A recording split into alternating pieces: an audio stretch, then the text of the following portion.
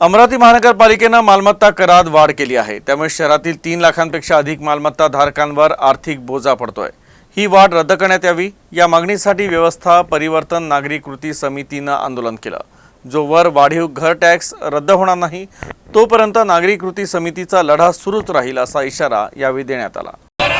स्थगिती नको, असं कसं होत नाही, असं कसं होत नाही, स्थगिती नको।